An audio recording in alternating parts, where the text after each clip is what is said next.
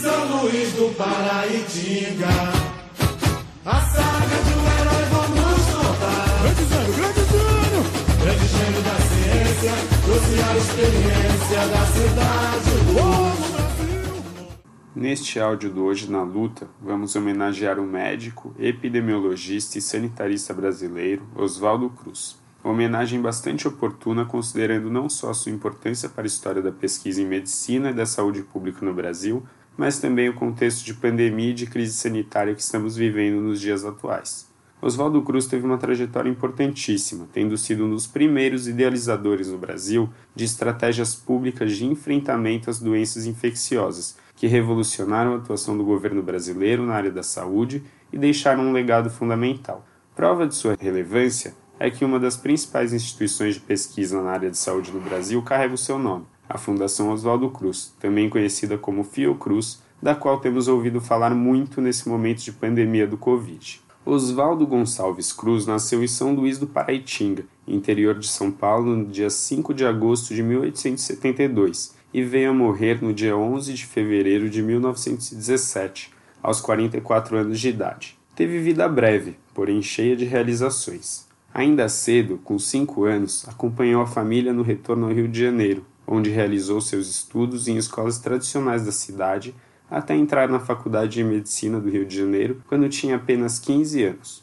Concluiu seus estudos e se formou médico em 1892, aos 20 anos. Trabalhou em hospitais, até que em 1986, sua carreira enquanto médico tomou outro rumo, determinante não só para sua trajetória pessoal, como também para a história do Brasil. Nesse ano, Oswaldo Cruz se muda para a França para estudar no Instituto Pasteur, que era uma referência em pesquisas de saúde, onde estavam alguns dos maiores pesquisadores da época. É lá que Oswaldo Cruz começa a se debruçar nos estudos sobre microbiologia, o que vai ser fundamental para sua atuação como pesquisador e gestor público da saúde anos mais tarde. Em 1899, ele volta da França e já assume protagonismo no combate ao surto de peste bubônica, que assolava algumas cidades portuárias brasileiras como Rio de Janeiro e Santos. Demonstrou que a epidemia só poderia ser controlada com o emprego de um soro adequado e, portanto, ajudou em 1900 a criar o Instituto Soroterápico Federal,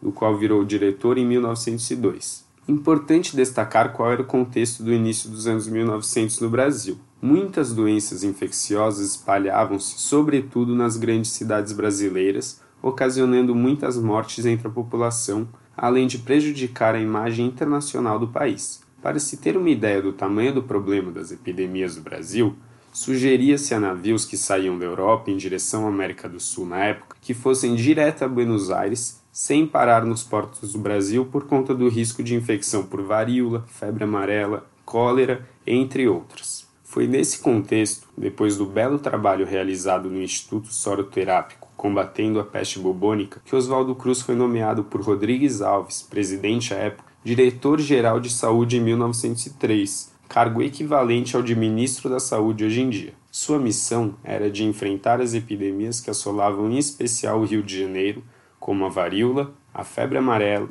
e a cólera. Sua campanha de combate aos mosquitos que transmitiam febre amarela foi muito bem sucedida, apesar da resistência da população que custava acreditar que o mosquito era o agente transmissor da doença. A insatisfação da população contra a atuação de Oswaldo Cruz como diretor-geral de saúde aumentou ainda mais quando ele, em 1904, deu início a uma campanha de vacinação obrigatória contra a varíola, o que ocasionou a chamada Revolta da Vacina, ocorrida entre 10 e 16 de novembro daquele ano, e que terminou após o governo recuar da campanha de vacinação. Só depois do surto de varíola de 1908 provocar milhares de mortes que a população começou a perceber que quem tomava vacina não ficava doente, e espontaneamente começou a crescer a adesão à campanha de vacinação.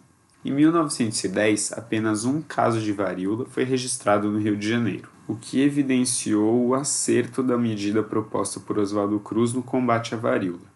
Oswaldo Cruz não foi uma figura popular à época. Pelo contrário, sua atuação enquanto gestor de saúde sofreu muita resistência, tanto é que ocasionou a chamada Revolta da Vacina, como já falamos. No entanto, seu reconhecimento veio a ser garantido anos depois, mesmo depois da sua morte, já que sua atuação sempre foi guiada por princípios éticos e por um comprometimento absoluto com a ciência e com as melhores formas de combater as doenças que assolavam a população. Chega a soar irônico falar da trajetória de Oswaldo Cruz, um médico e pesquisador dedicado e comprometido com as melhores soluções para os problemas de saúde pública num momento como o que vivemos hoje, em que nosso desgoverno enfrenta da pior maneira possível a mais grave crise sanitária dos últimos 100 anos. Esperamos que o legado de Oswaldo Cruz, enquanto um dos precursores da ideia de que o Estado é o responsável pela saúde da população, nos sirva de exemplo e nos ajude a superar o projeto de destruição e morte que está em curso no nosso país atualmente. MTST, a luta é para valer.